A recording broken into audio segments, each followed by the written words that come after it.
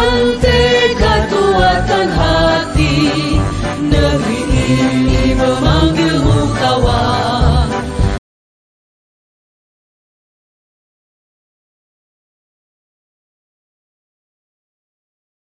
Selamat pagi, saya Imelda Bang USN. Saya CGP Angkatan 9 dari SMP Negeri 2 Umalulu, Kabupaten Sumber Hidup. Pada hari ini saya akan melakukan wawancara untuk memenuhi tugas saya dalam program pendidikan guru penggerak. Saya akan melakukan wawancara. Pada hari ini saya sudah bersama dengan Bapak Kepala SMP Muhammadiyah Lengapu. Selamat pagi Bapak. Baik, selamat pagi. Bapak bisa memperkenalkan diri. Nama saya Pak Rahim Ibu SPD, Kepala Sekolah pada SMP Muhammadiyah Lengapu, Kabupaten Sumber Hidup. Terima kasih Bapak. Nah, terima kasih Bapak untuk waktu dan kesempatan yang diberikan kepada saya dalam rangka saya melakukan sesi wawancara. Ada beberapa hal yang saya akan tanyakan kepada Bapak berkaitan dengan kepemimpinan dalam pengambilan keputusan Bapak. Selama ini bagaimana Bapak dapat mengidentifikasi kasus-kasus yang merupakan dilema etika atau bukan? Kaitan dengan dilema etika dan pendidikan moral itu biasanya muncul dari Bapak Ibu guru dan kemudian teridentifikasi lewat kesiswaan. Pada akhirnya masuk ke saya sebagai kepala sekolah untuk menangani. Biasanya yang kita hadapi itu adalah kasus-kasus krusial yang terjadi di kelas, ya, terjadi di lingkungan sekolah, dan oleh laporan-laporan itu saya bisa identifikasi kemudian mengambil sebuah keputusan untuk menangani, tentu bersama semua guru dan terutama wali kelas dan siswa. Oke Bapak, jadi Bapak mengidentifikasi kasus-kasus yang terjadi di sekolah yang berkaitan dengan dilema etika dan bukan moral itu berkolaborasi dengan Bapak Ibu guru, ada peran kesiswaan maupun semua elemen yang ada di sekolah. Selama ini bagaimana Bapak menjalankan pengambilan keputusan di sekolah, terutama untuk kasus-kasus di mana ada dua kepentingan yang sama-sama benar atau sama-sama mengandung nilai kebajikan, Bapak?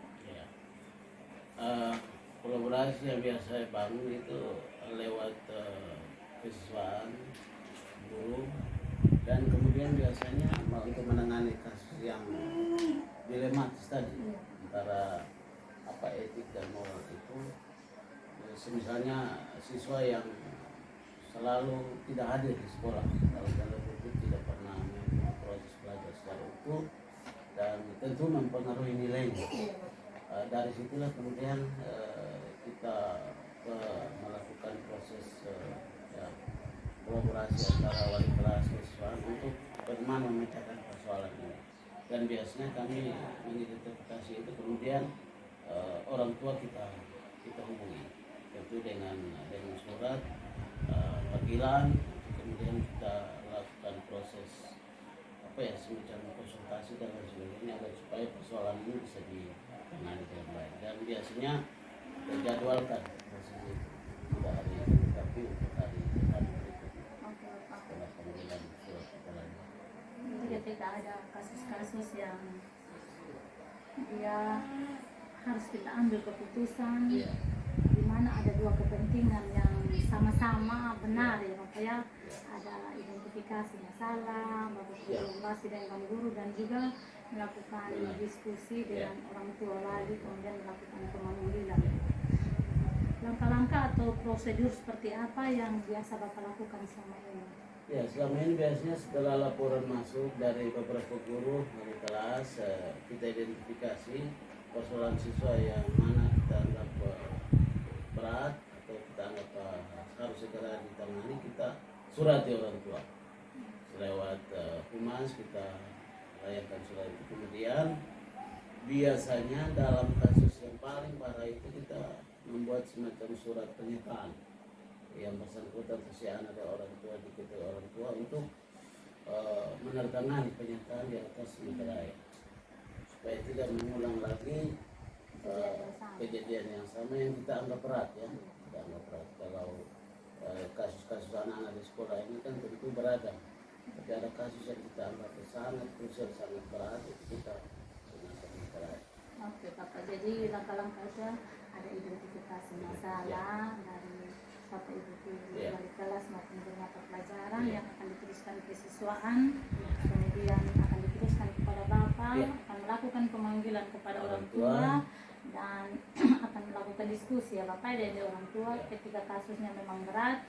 Perlu adanya surat pernyataan, tapi kalau mungkin kasusnya ringan mungkin hanya binaan saja, pembinaan.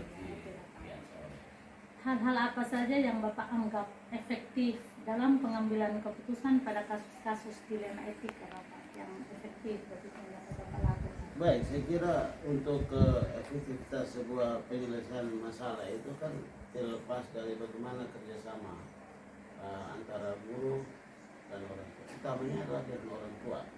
Jadi yang lebih efektif adalah bagaimana membangun komunikasi yang baik antara sekolah dan orang tua. Sedapat mungkin ini bisa terjalin dengan rutin sehingga anak bisa terpantau, anak bisa terdeteksi, tidak lagi dia berbuat hal yang sama. Misalnya selalu terlambat datang sekolah atau jarang masuk kelas, tidak menyediakan tugas oleh guru dan sebagainya. Jadi hal-hal yang Bapak anggap efektif dalam pengambilan keputusan ya Bapak ya, komunikasi antara sekolah dan orang tua komunitas ya Bapak sehingga dapat menyelesaikan berbagai kasus di sekolah. Oke Bapak, kira-kira hal apa saja yang selama ini merupakan tantangan dalam pengambilan keputusan pada kasus dilema etika Bapak? Ya, di dalam proses perjalanan kan artinya tidak gampang ya menjadi seorang guru, sehingga dua hal berbeda ini kita harus tempatkan pada posisi yang dilema. Satu sisi siswa kita anggap melanggar tertib sekolah, di sisi lain juga rasa yang timbul dalam hati kadang tidak tega untuk sisi kemanusiaan. Sehingga saya bilang sama teman-teman guru, tempatkan mereka ini sebagai objek yang perlu kita perbaiki. Mereka adalah manusia yang saya kira kalau disentuh hatinya tetap bisa berubah. Karena itu saya kadang-kadang mengajak Bapak Ibu guru untuk bagaimana membina anak-anak ini dengan hati ya, karena sejatinya guru itu mengajar dengan hati, tidak dengan aturan-aturan, tidak dengan tatip-tatip yang sudah kita buat. Benar bahwa itu melanggar aturan, tetapi lebih pada bagaimana hati kita untuk tersentuh kalau kita sedang mendidik manusia untuk menjadi manusia. Iya Bapak, jadi artinya sebagai guru dan adalah orang tua bagi anak di sekolah Bapak, kita perlu menyentuh hati mereka, kita perlu melakukan hal-hal yang dari sisi hati Bapak ya, artinya kita dapat menjangkau anak-anak kita bukan hanya dari pengetahuan, sikap atau keterampilan, tapi bagaimana kita dengan hati yang tulus mendidik, membina seperti anak.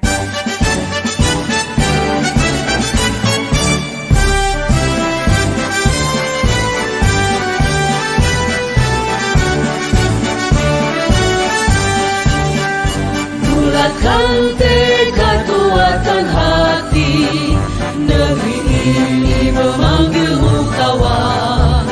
Belajar bergerak berbagi untuk negeri, guru penggerak majukan pendidikan. Guru penggerak menghamba pada murid, kreatif rancang pembelajaran. Hargai potensi, tingkatkan prestasi, lahirkan profil pelajar Pancasila.